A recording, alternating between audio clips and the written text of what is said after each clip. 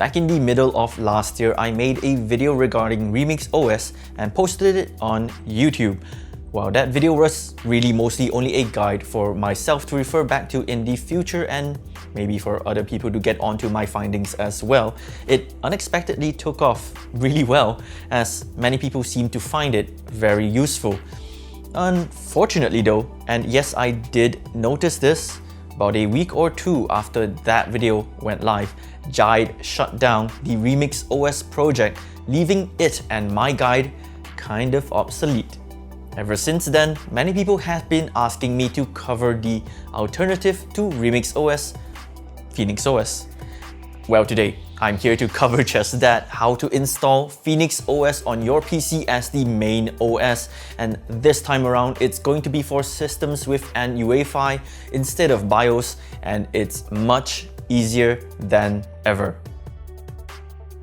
Unlike the last video, this time around we'll only be needing one USB stick with the PhoenixOS image inside it. To start, we're going to download PhoenixOS by heading into Google and typing in, well, PhoenixOS. The first link shows me a link to the English download page for PhoenixOS, and I'm going to click on that. Once there, scroll all the way down and download the latest ISO image for the OS. For me, it's version 2.6.4, which is based off Android 7.1. While the image is downloading, head back into Google and look for Rufus as well.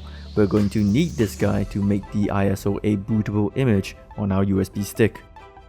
Scroll down on the page and click on the large underlined Rufus text under download to, download it.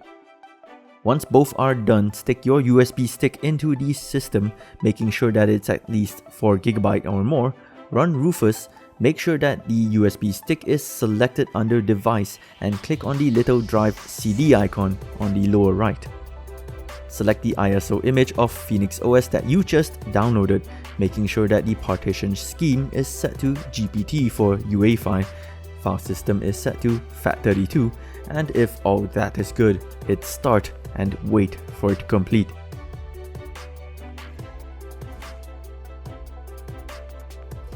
Once that's all done, we can get to the good stuff, installing PhoenixOS onto our machine. I'll be using an Acer Aspire laptop here as my test system, but theoretically this could be used on any device which uses a UEFI. Stick your USB stick in, enter the UEFI and make sure that your system is set to boot from the USB stick. And if all is fine and dandy, you can go ahead and boot from it. When booted, you should see a grub menu that will ask you if you want to run or install.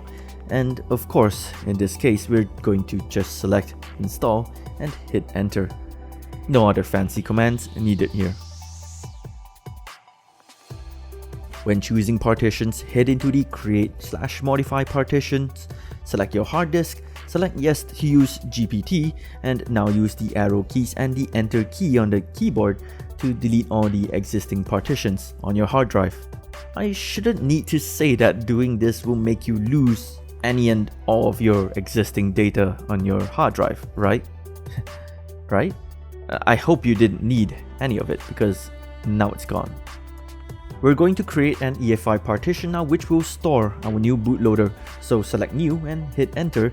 When asked for the first sector, we're just going to hit enter as well, and now when it asks for the size in sectors, we want the partition size to be that of 100 megabytes, and to do so, we're going to have to take our desired size and multiply that by 2048, which in this case will be 204800.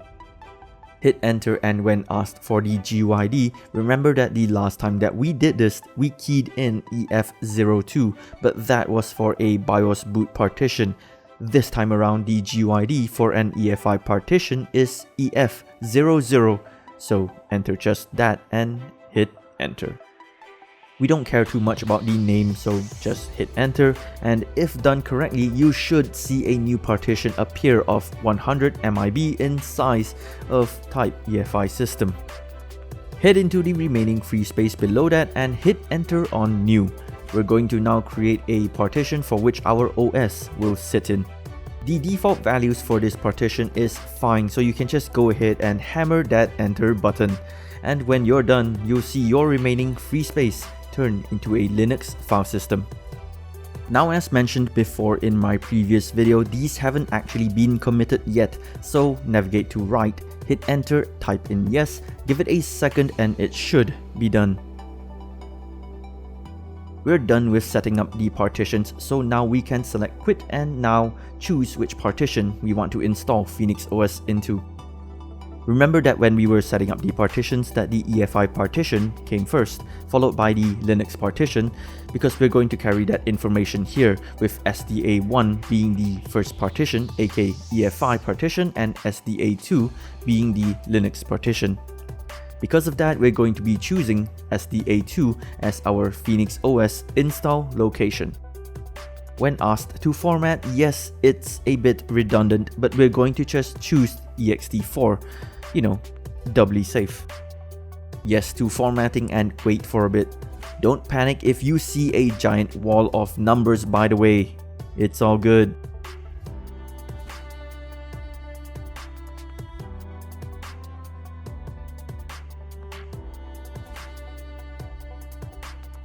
This time around, we're going to select yes to installing UEFI grub 2, and when asked for the drive, we're going to select partition 1 for our drive, which we formatted as our UEFI partition, so that's SDA1.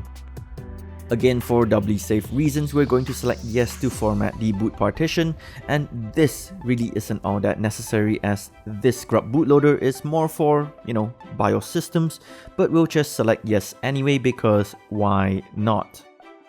Here's where the actual installation of the OS takes place, so give it a minute or so to finish up. Once that's done, select reboot and remove your USB stick. Upon rebooting, you should see a grub menu pop up with the options for PhoenixOS, which is a good start as it means that our bootloader is installed and it's loading just fine. Next bit again, this might take a while as you'll need to give your system some time to find your PhoenixOS installation, but don't worry, it only does this long loading once. After that, we do a bit more waiting. Congratulations! If you're seeing this screen, then PhoenixOS booted successfully. But before you could break out the fireworks, you noticed that the UI is in Chinese. Holy crap! Is your efforts wasted? Did I just lead you into installing an operating system that isn't in English? Don't worry about it, I got you covered.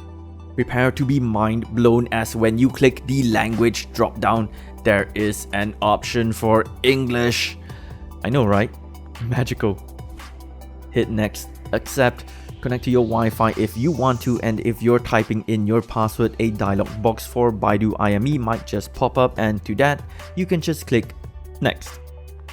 Baidu IME is pretty much the default keyboard that PhoenixOS comes with, but we can easily disable that and use the AOSP keyboard later on. I'm going to leave my username set at owner, and voila!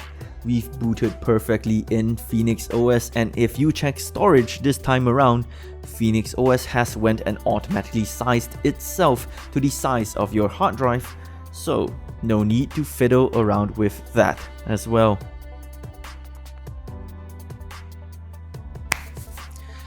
Pretty darn easy this time around, isn't it? Oh yes. This will probably please some of you who have been complaining about the complexity of RemixOS, and so if you're still set on complaining about this one, and well, I really don't know how to help you. Speaking of complaints though, well, they're not really complaints, but I do want to address some of the questions that were brought up by some of you in that previous video. So let's first start off with, why are you loading Android OS into a machine that is fully capable of running Windows?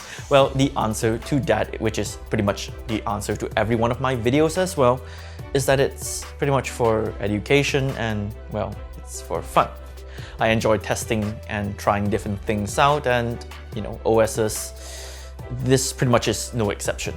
That, and well, as I've mentioned before in the first video, this is meant for those low performance machines that like netbooks that really don't run Windows very well back then, pretty much just story with Windows now, rather than trying to put up with a very subpar Windows experience.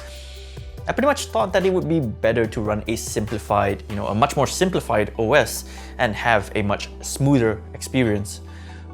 After all, even with a netbook, there's really only so much that you can do with Windows on it, right? Okay, so question number 2 was why run RemixOS or any other desktop environment of Android and not run Linux? Plenty of light Linux distros out there that can suit the aforementioned low performance older machines. So to answer this, I'll start off by saying that perhaps this is just the opinion of one person, but Linux, even at its age at the moment, still isn't the most user-friendliest of operating systems. A normal person without any tech knowledge wouldn't really be able to use Linux comfortably, and well, the laptop in the previous video was actually passed on to someone who really isn't very tech savvy, tech literate, so I needed something that worked and was relatively easy to use, and RemixOS fit the bill quite nicely. After all, it has all the applications in the Android ecosystem, and with most Androids, they're pretty easy to use, so why not, right? So the third concern, security. RemixOS and now PhoenixOS are both made in China, and with China there's plenty of concerns of the Chinese government spying. A very valid concern, and it might be true, but to me at least, if you're not a government or official or related to the government or have super sensitive information, then it should be okay. But if it bugs you, well, then I guess you can use straight up Linux or the vanilla Android x86 project. But one thing to keep in mind, if you're from the US as well, you probably have more to worry about the NSA and corporations than the Chinese government spying on you. As for me though, I guess I trust them that they're not doing anything weird. Yeah, I guess. And I don't believe that every Chinese out there is out to pilfer and steal your information. So yeah, I believe that they're made of hobbyists like you and I who would just enjoy doing stuff like this. I think that pretty much covers most of the stuff that I'd like to talk about or cover. So yeah, if you enjoyed this video, give it a like. If you didn't, well, give it a dislike. Don't forget to subscribe, click the bell icon, leave your comments and thoughts down below. And my name is Yang, aka TechRodent, and I'll see you guys later.